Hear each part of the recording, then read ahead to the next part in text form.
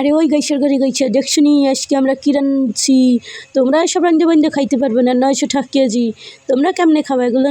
বড় লোকদের খাবার, আমরা ভুল করে গরিবরা একদিন খেয়ে ফেললাম। মগো বাড়ি মগো মায়ে সেই পিন্নে মার পিন্নে আমরা রাঁধলামও একাল গরম গরম গরুর গোস্ত, সুন্দর করে গরুর গোস্ত রাঁধে লাইছি। এদিকে আরও রাঁধছি হলো যে গরুর পাও, এও একাল সুন্দর করে চোখো চোখো করে রাঁধে লাইছি। শাক পাতা আরও ছিল, কিন্তু তার শেষ পাতে ছিল আমের চাটনি। এইটা যা হইছে রে মামা, পুরো মাথাই নষ্ট মামা। আর এটা আমি রান্নাটা আপনাদের পরে একটা ভিডিওতে শিখিয়ে দেবো, আপাতত করে দেখেন, কালারটা দেখেন, দেখে দেখে লোল ফালান লোল লোল।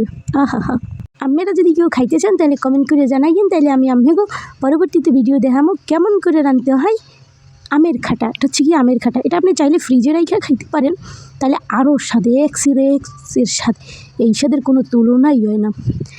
তাই এই আমাকে সর্বশেষে রান্না হয়ে গেল, একটু তেলে ফোড়ন টোরন দিয়ে দিচ্ছি সুন্দর করে, লাইরেছি 2-3টে গন্ডা দিয়ে উড়িলাম। আমার সবাই উড়েই গেলি, বাতের শেষে খানো কি ধৈর্য সহ্য আছে নাকি?